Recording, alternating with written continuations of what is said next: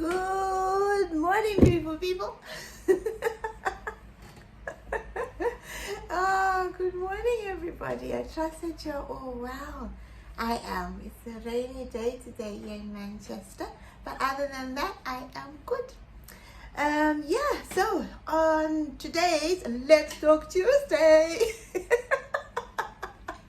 I have a list of questions. Well, two lists of questions. Two lists of questions. One that Derek said for me, and one that my friend Coleen said for me. So I know that I'm not going to be able to get through both of them today, but I thought that it would be nice for you to try to get to know me a little better, and even for me to surprise myself by my answers to some of these questions that I've asked them to set for me. So yeah, let's get started. The first one, Derek says, what brings you the greatest happiness in your life right now? Well, you all know it's my grandchildren. They bring me so much joy at the minute. Oh man, I just have to think about them and I start smiling.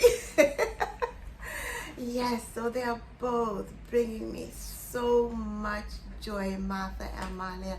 I absolutely love them both, and I am enjoying both of them at the minute. And you know, it's not for now only, it's for always. Love them always. Anyways, I need to try to get through as many of these as I can before my 10 minutes is up. So here we go. The next one, what makes you get angry? I don't think I should dwell on this too long, but anyway, considering that it's Derek who's asking the question, I think when you're a married couple and you've been married for a long time, we're coming up to 32 years being married, you know the buttons to press on each other that makes the other one react, gets cross, gets angry, whatever you want to call it. Over the years, you start to know, oh, if I do this, I'm going to wind him up. Or if he does that to me, he knows if I do this to me, I'm going to wind her up, right? So I would say that we both have an ability to know what gets the other really, really worked up. But I think that for me, the one thing is that I tell him something that we're going to do or whatever, and then he forgets, and that gets me wound up a little bit because I feel like I have to keep repeating my story, keep telling him what I said we're going to be doing or anything like that. But anyways, I don't want to dwell too much on that. We'll swiftly move on from that one. And the next one, he says, what makes you composed and calm when you're dealing with life's issues? I would definitely say it's prayer. That as soon as something is happening, my default is to pray, is to ask God to help me to get through whatever I am going through. So yes, prayer gets me through a lot and helps me find the strength to go through whatever storm I am going through at that time. Though I must say that recently we noticed that it doesn't apply necessarily when it's something to do with Derek and I, because I wasn't feeling too good and we had to go to the hospital, but we both panicked in a way we've never panicked before. And it's like, why are we panicking like this when we've been through more difficult situations with people around us and we are able to cope better? But I think it is because it was directly us that it was happening to. But anyways, we got through it eventually. So yeah, prayer is definitely a starting point and a good point to start to help you go through whatever you are going through. What regrets, if any, do you have about life? I think I regret thinking that you need to put off doing things until you have, let's say, a pot of money, because I feel like in doing that you miss a lot of opportunities to experience things. I have now learned that you don't need money to experience a lot of life things, that there are a lot of things you can experience freely. You can go to a museum freely. You can go pack lunch and go onto a beach and have an absolutely wonderful day that will not cost you much money, maybe money for an ice cream. Do you know what I mean? That there are lots of things in life that I could have experienced had I taken my head out of the thinking that you need money to do this, you need money to experience this. No, you don't. You don't need money to experience a lot of life experiences that you can do. You can go for a walk and experience something new.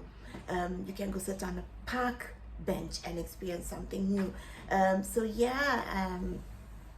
is something that I regret that I missed out on maybe a few opportunities, or I missed out on experiencing things earlier on because I felt they always came with the money tag. They don't. They don't. I can take a walk around the block and I'll experience something new. So it's learning to take hold of the moments. Like if it's a wonderful evening, what's stopping you from meeting your mates in the park on a picnic blanket and having a drink, chilling out together, talking, playing a game of some sort? Nothing really. So yeah, just to remember, you don't always need money to have good life experiences. And yeah, so that's one of my regrets, that I didn't grasp that quicker or earlier. What is one of your happiest memories? I have to say that is childhood memories for me. Whenever I think of happy, very, very happy moments, childhood memories, there's a lot of them, lots of childhood memories, like sitting on the roadside chatting, or playing a game. We used to play Tsoro, and it was a game that you dug holes in the dirt. I think there were 12 holes that you dug in the dirt, and you put stones in them, and you just sat and you played on the road outside the gate. So a lot of those type of memories come to mind. Skipping rope, playing chickens in the den. Those are the memories that, when I think of very, very happy moments, those are the ones, childhood memories, that I would be running around in the dirt, somebody kicking a ball at me, chucking a ball at me, just having fun. Yeah, a lot of childhood memories they bring me a lot of joy. Well, I still got time, so I'm going to slot in one of Coleen's questions. It says, if I had a chance to speak to anyone alive today, who would it be and what would I ask them? I didn't even have to think twice. That person would be my grandmother. My grandmother, I'm named after her, and she was an amazing woman, and I would love just to be back in Highfields, one of the houses that she owned, sat in the lounge having a chat, and we used to do that often. We used to do that often in the evenings. We would sit down at the end of the day, we would sit and have a chat, talk about all sorts, man, all sorts. So for me, it would be my granny, that I would just like to have one more day, one more day with her, and sit at her feet and just talk. And I wouldn't want the day to end. So I wouldn't just have one story, one question to talk about. I don't have a whole list of them. I'd have a whole list of them because I wouldn't want that moment to end. I'd want it to go on for as long as possible. So yes, that ends chapter 1 of this Get to Know Me a Little Bit Better segment.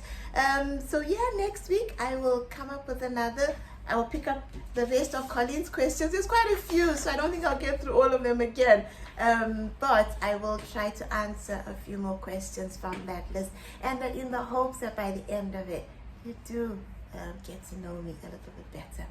On that note, good people, I pray that you have an awesome day and a wonderful week. And I will see you next week on another episode of Let's Talk Tuesday.